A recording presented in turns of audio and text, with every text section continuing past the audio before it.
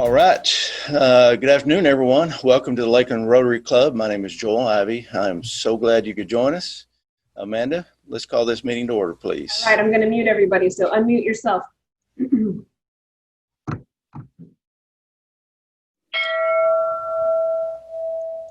Thank you for that instruction, because I would have forgotten if you hadn't said that. Mr. Ron Denny is going to lead us in the invocation pledge of allegiance and to recite the four-way test. Ron is a realtor with Denny Realty Group. Ron allegedly attended Southern Illinois University. He probably has a master's degree in mechanical engineering, allegedly. And he is an 18-year Rotarian and a past president. Mr. Ron Denny, would you lead us in the invocation, please?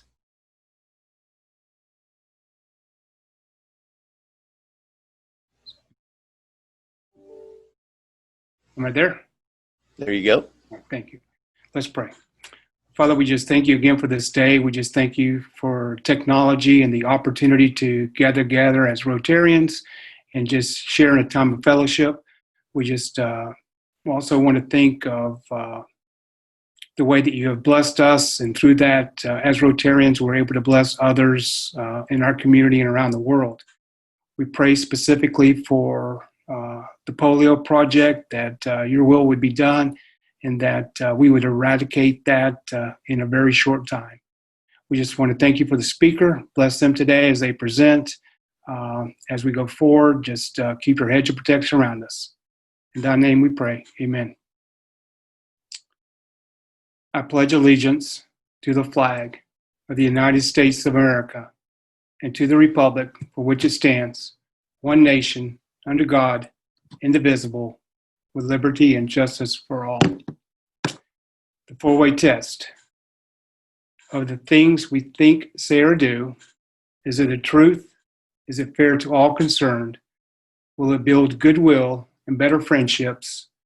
Will it be beneficial to all concerned? Ron, thank you very much, sir. Very much appreciate it.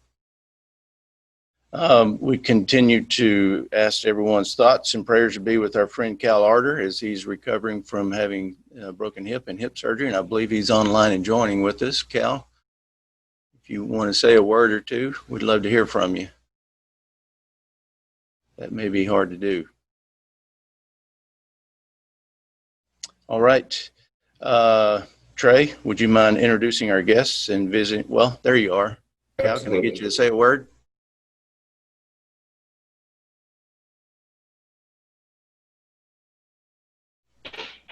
Are you talking to me, Cal Arter? Yes, sir. Just wanted to hear your voice. We hadn't seen you in a good while and understand you're struggling a little bit.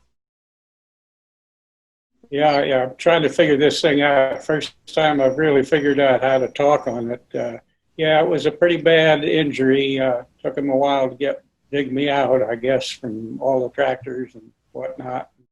I got out. I made a deal with the hospital to get out 3 days earlier, so at least I'm back home now. How they're going to transport me to Lakeland, that's up to the insurance company. They're trying to figure that out now. So looking forward to getting back home. I bet you are. Well, our thoughts and prayers are with you, my friend. So just continue getting better, please. Trey, would you mind introducing our guests and visiting Rotarians? Good afternoon. If I know that we had Doug McCall as a visiting Rotarian. Do we have any other visiting Rotarians today?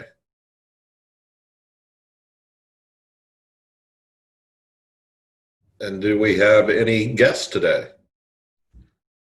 Ray, this is Don Silva. It's my privilege to introduce again, Carol Hornsby, who is the communications director at the Family Elder Law firm here in Lakeland, and she is a returning Rotarian. So, Carol, if you're out there, how about waving to the crowd? There you are. Thanks for having me again today. And welcome both Carol and Doug. Trey, this is Alice Hunt. I'll be introducing the guest speaker a little bit later. Okay. Is that all? Are those all the visiting Rotarians and guests today? Okay, I'll turn it back over to you, President Joel. Okay. Mr. Board Secretary. Certainly appreciate that. So do we have any happy dollars? If anybody has a happy dollar announcement you would like to make, please unmute yourself and let us hear from you. I have some happy dollars. All right. This is Brenda Ramirez. My daughter turned 3 over the weekend, and we had the perfect toddler day on Saturday, starting with some donut holes and a trip to the zoo. And we ended the day with a nice small family celebration with pizza and cake. So our little 3-year-old princess had a perfect day. And if you're on Facebook, go to my page and you can see some photos. All right. Happy birthday, Princess. Who else? I thought I heard somebody else trying to speak up. Yeah. Mr. President, this is Don Selvage. I'm happy to report that we will have a Veterans Day ceremony this year. As you'll recall, every year the 5 Lakeland Rotary Clubs host a Veterans Salute breakfast down at the Heritage Baptist Church.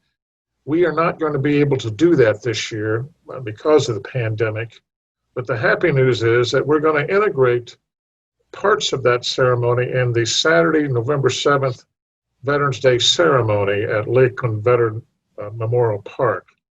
Now, we will not be having the parade on the Saturday morning of Veterans Day, but we will have a ceremony where we are unveiling and dedicating a new monument to the Desert Storm veterans of Polk County. The 5 Lakeland Rotary Clubs have been key in raising money for that monument, so we will integrate parts of the breakfast into the morning ceremony on Saturday, November the 7th, including recognizing some veterans and veteran supporters through the community. So please put that on your calendar. We'll be asking for any sponsors who want to help us. There will be the typical mugs and honor coins to pass out, so please put that on your calendar. Thank you, sir. Thank you, Don. If could you send us a summary of that, and we'll just keep these on the announcements and probably on the webpage too. We'll do that. Thank you. This is Arletta. I have an announcement. All right. Or a happy dollar, actually. I'm happy because we had, I don't know if you all know, but I'm currently president of the board of the Imperial Symphony Orchestra, and we had our first live stream performance on Sunday, just 2 days ago. We did a lovely Beethoven piece with a violin, a cello, and a piano, and we filmed it out at Bach Tower Gardens, specifically inside the Pinehurst mansion. It was a lovely little experiment. We learned a lot. Our video skills are getting better, but our musicians are way better than our video skills, so we're getting there. Also want to announce that we have an in-person concert series coming up. It's the Ann Jenkins Memorial Concert Series starting October 13th.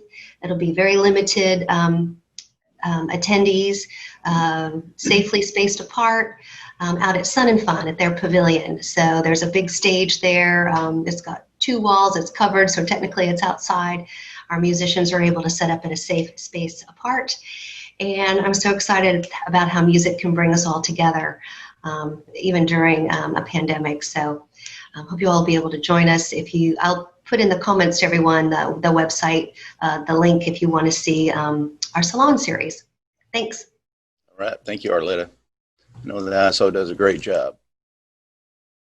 Any other? President Joel, I have a happy dollar. All right. Okay, this is Carol. I just wanted to say congratulations to our member Jennifer Swinson, who has just been appointed by Governor DeSantis to the Circuit Court bench. She was just recently appointed to the county court, so she's already making her way up, and I'm really proud of Jennifer. That is a fantastic appointment, Jennifer. Congratulations. All right, you guys are happy today. That's great. Any others? Yes, President Joel, this is Mark Skolnick. I'm a proud parent. My youngest son just got appointed a vice president of Dollar Tree, and that's really an accomplishment considering his dyslexic handicap like his father. So we're very proud of him. It's exciting. So shop in Dollar Tree. All right. Good to hear from our district governor always. Congratulations, sir. Any other happy dollars? All right, we'll move into the announcements. Trey, you want to talk about the golf tournament some more?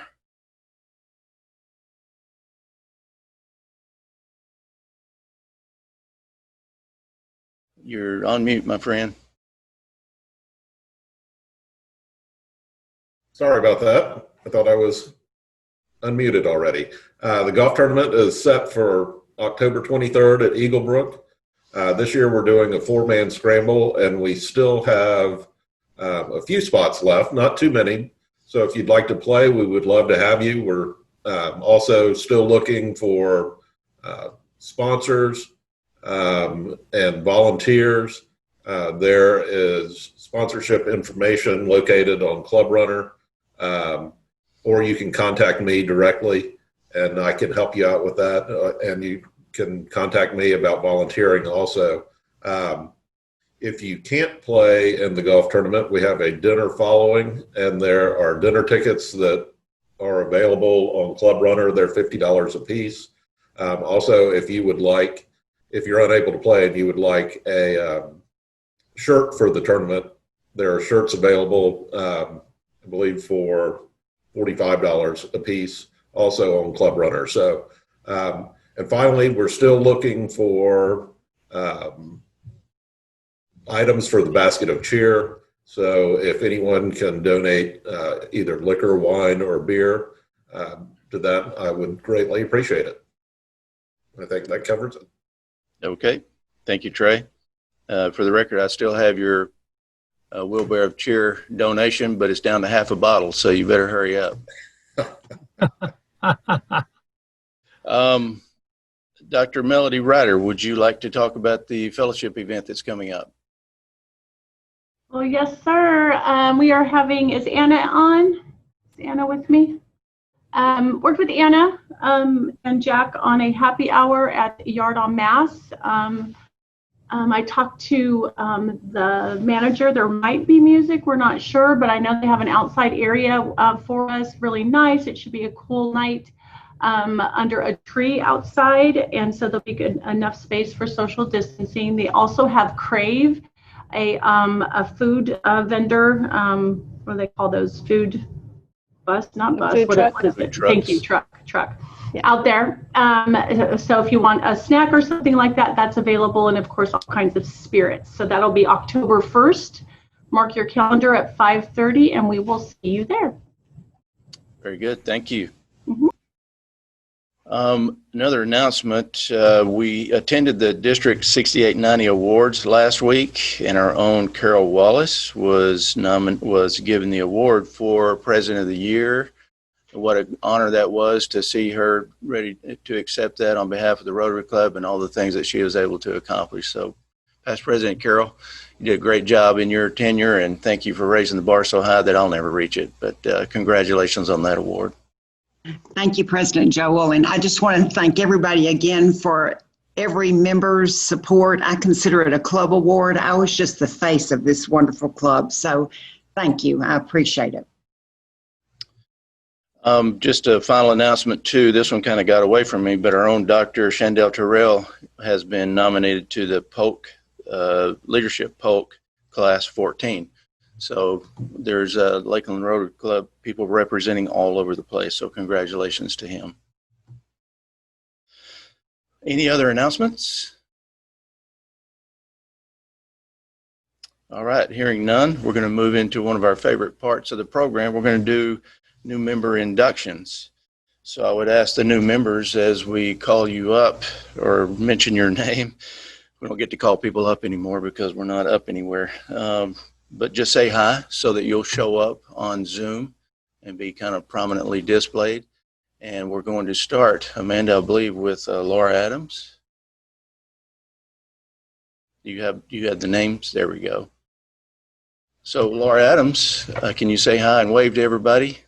Hi. Fantastic. Thank you. So Laura's family made a dream come true when her mom and her went to New York City to pick out a wedding dress from Kleinfeld's, say yes to the dress. She's broken 12 bones through life. I don't mean chicken bones. I think they mean your bones, right? My bones. She says she doesn't even have any good stories to back that up. She's just clumsy. Her mom says she should have named her Grace. She keeps card games on hand in the car because her and her family love to play. They love to people watch, and they love to chat at restaurants. And honestly, if that's what you do for fun, you need to get a cat. Okay, settle down a little bit. Oh, you have two already. One weird fact, she's been skydiving twice and loves it. If she had unlimited funds, she would get certified for solo jumps tomorrow. Welcome, Laura. Thank you. Next up is Deborah Boynton. Hi there. Hi, Deborah. After 23 years in the insurance industry and almost 13 years as an insurance agency owner, she sold her business and went back to school. She obtained her master's degree in clinical social work. In 2019, Deborah started a mental health clinic and jumped into her new career. And I'm guessing that Deborah is still trying to figure out what she wants to be when she grows up. Is that a fair statement?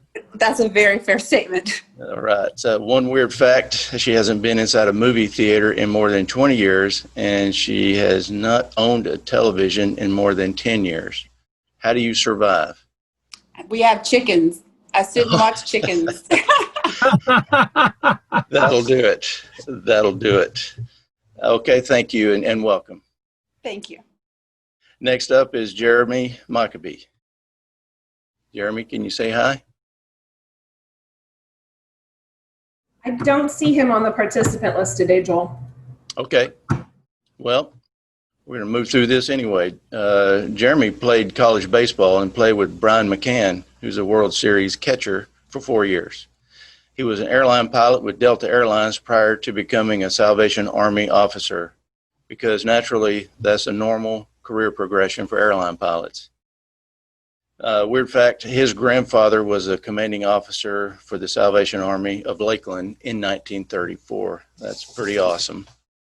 I think Jeremy's up in the Panhandle helping with the hurricane victims right now. That would make a lot of sense. That's a better service. So Laura, Deborah, and Jeremy, it is my pleasure to welcome you into the Lakeland Rotary Club. You are joining the oldest service organization in the world, an institution begun in 1905 by Paul Harris and 3 other businessmen in Chicago. Today, Rotarians number 1.2 million members in 34,000 clubs in more than 200 countries. The Lakeland Rotary Club was founded in 1918, the 6th club in Florida. For the past 102 years, this club has served this community and others throughout the world in need, growing to its current membership of about 200 members, one of the largest in the state. You are joining a club with a proud tradition and a continuing commitment to service above self. We invite you to get to know all of our members through fellowship and service and have fun while doing it. And that's an order. You will be provided the opportunity to learn about our community through weekly programs and serve on various committees dedicated to Rotary's ideals. Whether you prefer local or international service projects, you will have ample opportunities to serve. Amanda, can we do an unmute? All right, ladies and gentlemen, please join me in welcoming our newest Rotarians. Congratulations. Congratulations. Great job. And we can hit mute again. All right, it's fantastic. That's one of our favorite parts of a program to do. So welcome to our new members, and sorry it took us so long to get you in, but that's the COVID state of affairs. All right, so we're going to move into our program, and here to introduce the program is our own Alice Hunt. Alice is a VP with the famous Hunt Construction. She's active on several committees always, and she's a past program chair committee, which is a really big deal. Alice is a 7-year Rotarian. Alice, would you please help us with the introduction? Yes, thank you, Joel, and I appreciate being here.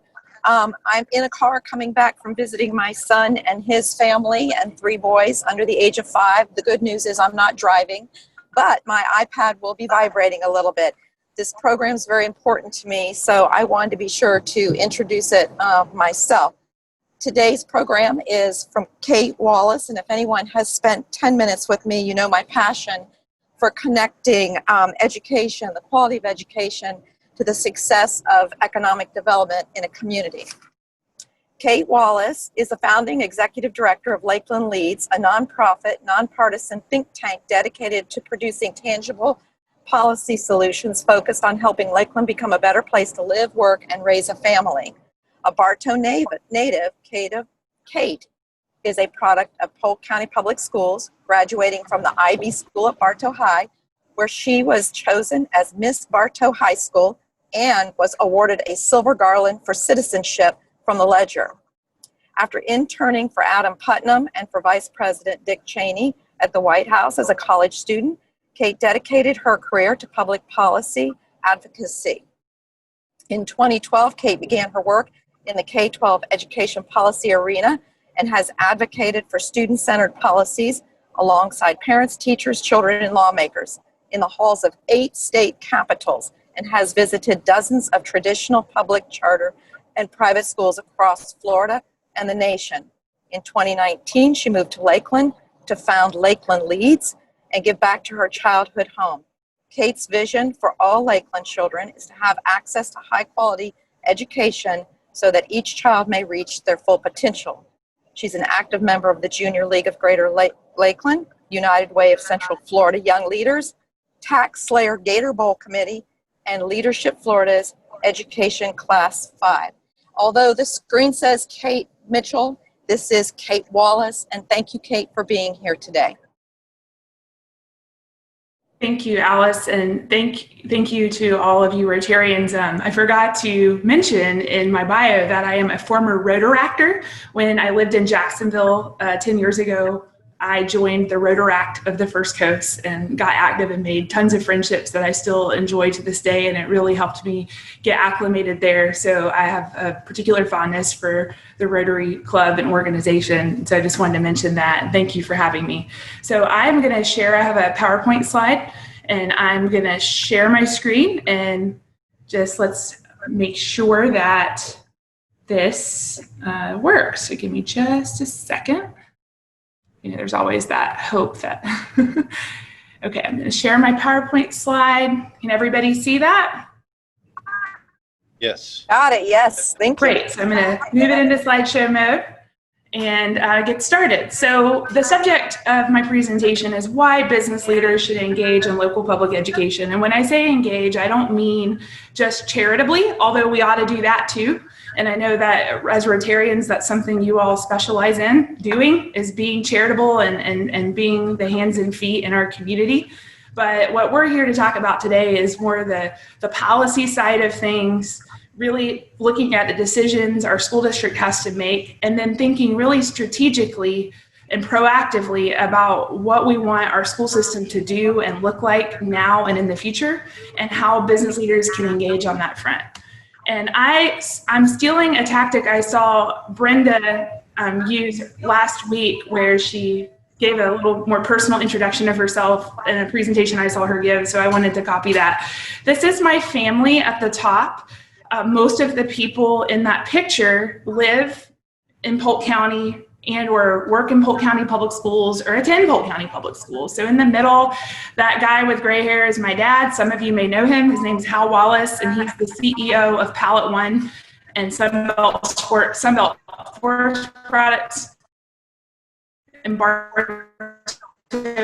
formerly Ridge Pallets, if you've been in Polk County's largest private employer. So I'm the daughter of a business leader and civic leader growing up in Bartow. And so my mom, this is a picture of her. She was on the cover of the Lakeland Ledger in 2011, the day after Osama bin Laden was captured, which is something we joke about. But that's her holding a cake that she baked for the Bartow High School softball team. She and my dad have been feeding the Bartow High School softball team since 1996 for every postseason game. And the year after they started in 1997, that led to a 10-year run of Bartow High School going to the state championship title game. And my sister made the last out. My sister's right there holding my precious nephew. She and her husband live in Altamont Springs, and those are also their 2 girls. But everybody else in this picture lives in Bartow, or for myself, Lakeland. My brother and his wife on the right are Polk County Public School middle school teachers. Those three young men right there all play basketball for my brother at the high school. And three of them, as well as one other, are temporarily living with my parents, as well as my brother and his wife when they can't have them. That my family supports all of them in their academics and personal life, and it's been a joy and a privilege. So we're basically direct customers of the school system. And that's me, my boyfriend Jonathan, who is an attorney at Gray Robinson, one of my other sister and her husband Jay, and their three girls who all go to McKeel. So we are dug in. We love Bartow, Lakeland, Polk County, public education. That's who I am. That's where I come from. Just wanted to make sure you knew a little bit about who you were dealing with. And then also I did fall in love with government affairs and politics when I was a teen. So I interned for Adam Putnam in 2005. And what's crazy is I thought he seemed kind of old back then, but he was only 30 in that picture. And I'm 35 now. I was only 19 in that picture, but it completely changed my life to move up there and work for him. I loved it so much that I came back my senior year of college and got the opportunity to intern at the White House in the spring of 2007. And I was in the vice president's office. And so that just launched me into a career into government relations. So that's me. But what I want to talk to you today is I wanted to be a lobbyist. I didn't have any interest in particular in education policy, but I got invited to go work for Governor Jeb Bush's Education Foundation in 2012. Someone gave my name to the organization. I was working at a lobbying firm that had a variety of clients, and all of my mentors, Republican and Democrat, said, "Hey, anytime Governor Bush is involved, they just spoke with reverence about him and working with him when he was governor." And so I just was excited to work on something like that. So I take the job, and here's some information that I got exposed to, and this is what lit a spark in me and why I'm passionate about education reform, and also why I'm passionate about what Florida has been able to achieve. So what you're looking at are average test scores of our fourth graders and eighth graders in reading on the nation's report card. It's a test given to a representative sample of students in all 50 states. And the U.S. Department of Education collects that data. It's considered the gold standard. And when you see a score like 206, 10 points of progress on this scale would represent a grade level of achievement. So what you're looking at is this orange line represents Florida's average score over the years, and this teal line represents the national average. So you'll see in 1990, 92, 96, in the 90s, Florida was several points on average behind the national average, our fourth graders in reading. And then suddenly, between 1996 and 2000, we saw an 8-point bump in the average score of our students. And then we continued to increase. And now, like the rest of the country, we have actually stayed flat for the last 10 years. So that's another conversation for another day. But nevertheless, when you look at where we were in 1996, and even after being flat for 10 years, that 206 to 225 difference represents 2 grade levels on average of improvement in the state of Florida.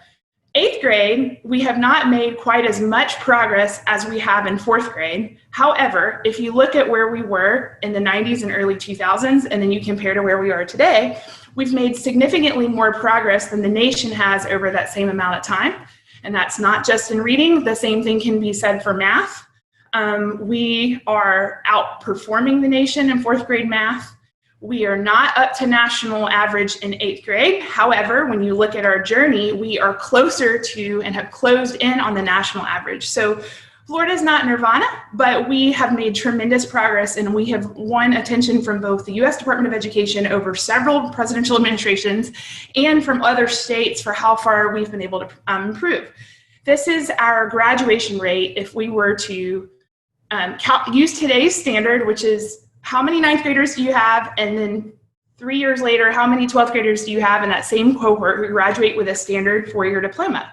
If you were to retroactively calculate that back to the late 90s, what we would see is that only 52% of our ninth graders were graduating on time with a standard 4-year diploma. So back then, we were including students with GEDs, or students who had special needs and got special diplomas, which meant that they had certain exemptions from a standard diploma. What's not on here, but I can share with you, is that back in 1999, only 46.2% of Polk County students graduated on time with a standard diploma. So while a high school diploma back then, as well as today, is just meeting the bare minimum, does not prepare you for college or career, I think can all agree that it's better to have a high school diploma than not. And so when you look at the progress of the percent of students who are doing what it takes, it's more rigorous of a standard today to graduate from high school. That's remarkable progress. This is a graph that shows the number of students who graduate with at least one past AP credit, earning college credit before they start college. From 1990 to 2000, Florida was one of the last ranking states in the country in terms of the percent of high school seniors who graduated with AP credit. But in the year 2000, our state entered into a partnership with the College Board to train tons of teachers in low-income areas, predominantly or rural areas like ours, to offer more AP courses. And on top of that, teachers began getting performance bonuses for every student they had pass an AP exam up to $2,000. And as soon as that policy hit, look what took off. And now Florida is third in the nation for the number and percent of students we graduate with AP credit. And that's just, you cannot make that up. Those numbers do not lie. And so I could go on, we could do a whole presentation about Florida's progress, but I just wanted to share with you all why that really excited me as a young lady to say, wow, like our state has a really challenged student population. All of us know we don't spend a lot per pupil relative to other states, and look at those results. And so now I want to talk about where Lakeland and in some aspects Polk County is fitting in this statewide picture today, and what challenges and opportunities we have in education. So Lakeland has what I would describe as an A-school access problem, both for our current residents, but also for prospective residents. So there are 48 traditional public and charter schools in the city of Lakeland. And when I say city of Lakeland, I mean that they have an address of Lakeland, Florida. So that includes all of unofficial unincorporated Lakeland. And I also throw in Highland City Elementary, who technically has a Highland City address. So 15 of those are A's, which is fabulous. However, 12 of those 15 are schools that have waiting lists. And so the bulk of our A schools are not accessible to someone who were to move here, or if you're not admitted off of one of those waiting lists, you're not getting in. And so, and if you are on the waiting list, you're only going to get into any of those competitive schools 20 to 25% of the time. And that's not a factor unique to Lakeland. Across our district, 10,000 students, this was as of last year, were on a waiting list for a Polk magnet school. There were another 7,500 that were on a waiting list for a Polk charter school.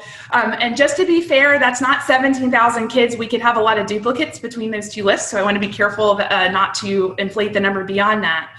But it's the other thing to look at is only 18% of Lakeland area students are assigned or attending an A-rated school. But if you were to look at the statewide average, more than a third of Florida students on average are attending an A-rated school. So just by comparison to state average, we don't have as many kids in A-rated public school seats. So that's the A-school access problem. The second thing we have is when you look at our adult workforce aged 25 to 54. This graph, which might be tough for you to see on your screen, but this is a line graph showing the percent of working age, 25 to 64, working aged adults with at least a 2-year associate's degree or more. And these are the 12 largest metro regions in the state of Florida. So the average is about 49% of working age adults. And over here in our MSA, only 29% of our adults have that sort of credential or more. And what all of the data is saying is that because we're in this 21st century knowledge economy, 2/3 of living wage jobs, as you and I are talking right now, require post-secondary credentials, preferably at least a 2-year degree or more. And we are not even to that mark. The other thing is there was a story in the Wall Street Journal that ran in January of 2019 that mentioned a Brookings Institute study, which said that Lakeland, Winter Haven, was the third most vulnerable region to digitization and automation because we have such a heavy reliance on jobs in warehousing and jobs in trucking, which, please, I'm so excited about all the warehouses that are coming. Those are creating jobs. That's nothing to look down on or worry about. But really, it's what kinds of jobs, warehouses or not, are in our community that could stand to be automated or done by robots or just have a smaller ratio of humans to machines within a warehouse.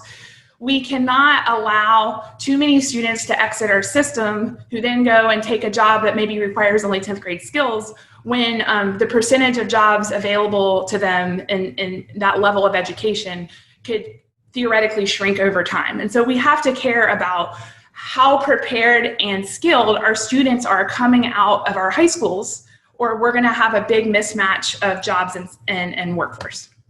So what are the consequences? I think none of this is news to all of you, but our current employers, the top 20 employers, in fact, have communicated that they have a big struggle attracting skilled people to our community because they're looking to, they want to move here. Lakeland has a lot to offer. It's affordable. It's centrally located, of course, but they want, a lot of them have children or plan to have children, and they want to be able to send their kids to A-rated schools. They don't want to do the waiting list game. They don't want to have to pay for private school tuition. And that is a big detractor. The other thing is our kids that are sitting in our schools right now who already live here, a high percentage of them are not exiting our schools college or career ready. That's not unique to Lakeland, but Lakeland has a more acute problem than the rest of the state. And then the other thing to think about is when we lose a high skill individual that would earn a pretty high wage, we're also losing out on them purchasing a home, paying property taxes here, paying property taxes to our school system and to pay for our roads and our police and fire. They're not spending their sales tax money here. And even when, you know, Publix and Saddle Creek and the hospital and all those wonderful employers do convince these high school folks to come work in Lakeland, a lot of them choose not to live in Lakeland and they commute in from Tampa or some other place. So we get their labor, but we don't get their economic impact the way we would if they chose to move here. So I want to just offer that school choice is not just charters and vouchers and homeschool. It's choosing the public school and the public school system that you're going to send your children to and you're going to pay your taxes into. And so that's something we have to think about economically. And so that's why we have to look at this as economic development opportunity. We really ought to pay attention to how we're ranking, how many of our kids are reading and doing math on grade level, how many of them are matriculating to a post-secondary option right out of high school. We need to increase access. We can't have 10,000 kids on a waiting list. We can't be unwelcoming to newcomers when they want to access our best schools. And we need to attract more high-income taxpayers to our community, not repel them to other cities in Florida, because that will starve our infrastructure and our public schools, regardless of whether they have school-age children. So what are some data points about our school system? Lakeland has 48 traditional and charter public schools. Something that we calculated at Lakeland Leads, which is really unique, is what if Lakeland's 48 schools were their own school district? And what we found is that they would be 42nd out of 68 counties. So there's 67 county school districts. Polk is one of those. And if Lakeland became the 68th, we would be 42nd. And so here's how that data breaks down, is here are the 11 categories that the state looks at when they're grading a district. And this is how Lakeland's students among the 48 schools would do compared to the Florida rate. And so what you'll see is that when you look at the percent of kids who are proficient in language arts, we're at 52%, whereas the state average is 57%. Learning gains means how many kids showed a year's worth of progress, whether or not they passed the test. Just over half of our kids did, whereas the state average was 55. So when you go on down the line, and this shows how many points in this model that Lakeland as a district would have earned. And all these other counties are the counties that, according to our Economic Development Council, that we as a region compete with for talent and for other businesses to relocate. And so I'm just here just showing y'all that this is what the data looks like. It's not to put anything down or to criticize. It's just that this is the front door of our education system, that when folks are looking at Lakeland or shopping Polk County, they see this information and it impacts their decisions. And so bottom line, of the 11 measures, Lakeland's ecosystem of public schools falls below state average in 8 of 11 measures that inform district grades. This is a visual of how our kids are attending what letter grade school. So Lakeland, for example, 19% of our kids go in A school, whereas statewide 36% do. We overperform compared to state average on the B rating, and But unfortunately, we overperform on the C and D. And so that's what we want to change. This looks at our, if we had to calculate Lakeland's district rankings over time. So out of 68 school systems, we're hovering between the high 30s and low 40s. Polk County, by contrast, has shown some improvement, but still over time has hovered in the mid 50s. And I am going to move forward because I want to make sure we have time for Q&A, but this slide looks at the opportunity gaps between our white students and our low-income students and our African-American students. But if you look at 3rd and 8th grade data, our white students are along the top. Like in math, 70% of our white students are testing on grade level, whereas 37% of our African-American students are testing on grade level. And so that's impacting the opportunities. So we are a nonprofit. We want to be a think tank. We want to get business leaders engaged on this information and talking to our school district about how we move these indicators.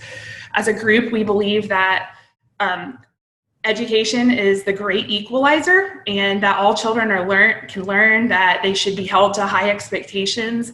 And we really want to use this opportunity, the pandemic, and all the changes that it's introducing and challenges that it's introducing, to really make sure we are allocating our finite resources around what's best for students. And we also want to make sure, the bottom bullet is about making sure everybody has access to a great high quality option. And how do we want to do that? We want to make sure we have, we want to act like a education development council for Lakeland, to really focus on looking at best practices around the state of Florida and around the country and replicating them here. We want to amplify voices of leaders, and we want to have a more unified voice of business at the district level in Bartow. We want to champion the policies we think that could bring positive change to our schools and school system. And we also want to engage the public. I think a lot of people don't think or are not aware of all the key decisions that the district has to make apart from the state or the federal government. And another thing is, you always hear about how Polk County schools are underfunded, and I don't want to comment on if we have enough or too much money, because it's all relative. There's never been a formula that's proven that says this is how much money you need to have a high quality system. I think it has more to do with how well and how responsible you are with the resources. But in the realm of the state of Florida, our district does get less funding per pupil on average because we have a weak property tax base. So this half pie chart kind of shows you that the bulk of our funding comes from state sources rather than local and property tax sources, whereas the typical Florida district can raise nearly half of their income off their property tax base. So the state really tries to step in as much as it can, but only to a point, and that's punishing to us, and it reinforces why we have to care about what taxpayers we are attracting and or repelling. Also, we're not going to get into the weeds on this, but I was able to run how much property and real tangible property taxes that Polk businesses are assessed by the Polk County Public Schools every year. So in 2019, Polk businesses were assessed $95.2 million. Now that doesn't go straight to Bartow and into the Bartow coffers, but it does calculate in the state's eyes how much we get per pupil. So you all are customers of the system. You're paying tens of millions of dollars every year, and it's going to be into the hundreds here soon. So you want to pay attention. This last slide just talks about, shows how our families are consuming choice. This was as 2018-19. I think this is going to change post-pandemic, but it's increasingly becoming a norm to do a choice that's not the one that the bureaucrats in Bartow assign to. And I'm seeing some chats, so I just want to make sure I'm paying attention to what those say. Okay, so. And I saw some questions, so we will get to those. This is all the choices. This includes magnet offered by the district or open enrollment where you can transfer to a school you're not zoned to, but it's otherwise a neighborhood public school. We have a high percentage of charter school students, but I would argue that's mostly due to Lake Wales having 5 traditional public schools that were converted to charter schools. That's unusual in Florida. And then we have virtual, home, and private. And that 9,600 number includes our students who are on state-backed scholarships for special needs students or low-income students or bullied students. All right, so I'm going to make sure I can move to the next slide. Oh, so why should business engage? I'm going to wrap up here and then take your questions. So we already talked about how businesses pay a lot of taxes to the system and you're huge customers of the system. The other thing is keep in context, think about how much you pay attention to city government, to county government, to state and federal government. What are your employers investing in with lobbying and government relations or membership associations to watch government in action and make sure your interests are heard and protected? Well, the Polk County Public School System is the largest employer, and it is projected to have a $1.9 billion budget this next school year, which will be the largest government budget entity in Polk County. So we as taxpayers, business leaders, customers of the system have to watch how they're using it and if it's in the best interest of students. Another thing is the teachers union is a really well organized advocacy group that advocates for the interest of jobs and adults before the school board. And in the last fiscal year, the 1920 school year, their association collected $2.3 million in dues revenue from teachers, paras, and other support staff. A lot of that money goes to their state and national affiliates, the FEA, the American Federation for Teachers, and the NEA, and then they use a share of that money to have a full-time staff. So if they're making that investment, I would argue that the business community needs to make a sizable investment to be watching every action and having their voice heard at most every meeting. Finally, there's a lot of misinformation and people don't have time. And so if someone like me is watching this full time, I can get newsletters, I can educate folks on what's going on so they know when to engage. So I am just gonna wrap up by saying, here's how this organization plans to serve you as business leaders, as civic leaders, as volunteers, is to give our business leaders a greater seat at the policy and decision-making table, to keep you apprised in a simple way of newsletters and alerts, and just like other organizations in our community do, we want to continue to share quality research. I gave you a little snippet of some of the research we've done. We hope to debut more of our research soon. We want to build strong partnerships and relationships, and we've really enjoyed that with Superintendent Byrd and hope we can have that with her successor. And we want to make sure students are the core focus of everything the district does. We also want to help Lakeland be more strategic in the school choice sector. So we don't want all charter schools. There was a rumor about this movement that all we want to do is convert all charters. That was certainly an idea that was thrown on the wall. But it's the belief of myself as well as, I sold this to my board that if we were to convert to a single charter system, then we wouldn't have choice for families anymore. So what we really want is robust choices that serve different kinds of students with different kinds of needs and doesn't have 10,000 kids on a waiting list. But if you want to have that, you can't wait on national charter networks to come and apply and open in areas where you don't want them or maybe are not offering a model that best serves students. The way we can combat that and actually make it a win for a community is to be proactive and, hey, who are the good guys? What models out there do we want to come to our community that our parents want that would raise achievement, and make sure that we're proactively offering that because it's clear that parents want that.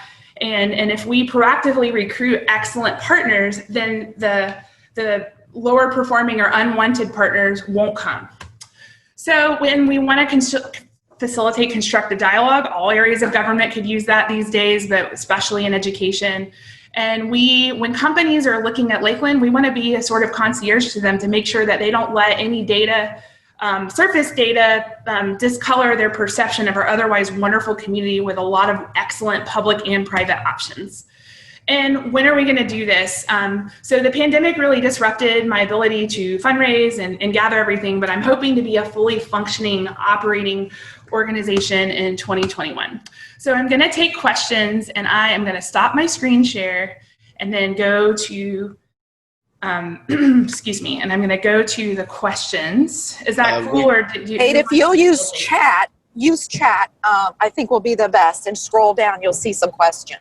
Actually, Amanda's going to read the questions for us. Amanda, we got to limit to 2, though. Okay, I've got them collected for you, Kate. Okay. I will just make this as a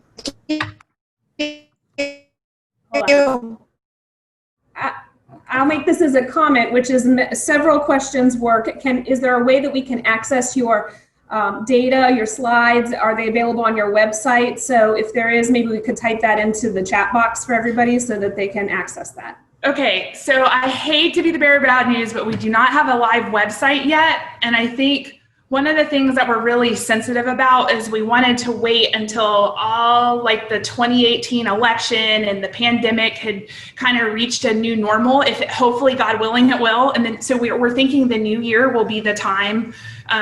If it makes sense to put everything on a website. We have a bunch of charts about how Lakeland students and Polk students compare to the state. A lot of that statewide data that I shared with you about the nation's report card, all of that will be on there.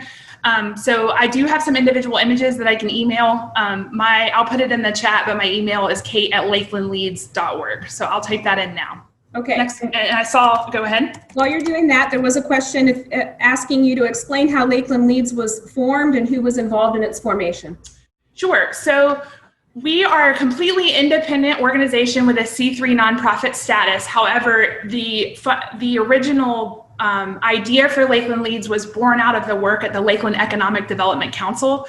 So the High Skill, High Wage Committee within Lakeland Leads, or excuse me, within the Lakeland Economic Development Council had done some cursory research that after, I believe, LEDC and when Tony Delgado became our new city manager, they interviewed the top 20 employers in Lakeland to see how the city could better serve them. And the number one answer they got is, we're having trouble recruiting skilled talent. And the number one area of feedback we get is that we don't have access to A-rated schools. So that's something that Lakeland's business community and government leaders could work to solve. And so that led to a series of events. But to answer your question, it was private individuals who are members of the High Skill, High Wage Committee who then have financed. It's not LEDC, there's no LEDC money. We are completely separate, but it's privately funded by individuals at the moment. And I am in a fundraising process to get more business support. Okay, thank you so much. It's obvious that you're very passionate about what you do, and it's exactly what we need for what you're trying to set up for our educational system and help the quality of it. So thank you so very much. As a token of appreciation, I will get you this book, I promise, somehow in this COVID world. But again, thank you for taking time out of your day to come visit with us. Thank you for having me. And Amanda, I will email my slides. I have a PDF, so that could be at least a little teaser. And thank you for following all that information and having me. Yeah, thank you, Kate, for that, because we did have some requests to actually get their hands on the data itself. So that would be helpful. Thank you. Trey, let's thank our guests and visiting Rotarians. Yes, I'd like to thank Doug McCall and Carol Hornsby for being with us today, and hope you return. Thank you. Great. Thank you all for joining us again. Our weekly quote, somewhere something incredible is waiting to be known. That's from the late Carl Sagan. Next week's program is going to be Brian West, and the bad news is we're probably not going to be eating ice cream like we normally do, but Brian always does a good job letting us know what Publix is up to. So, absent any protest to the contrary, we will call this meeting adjourned. Thank you all. Have a great week. Be safe. Be COVID-free.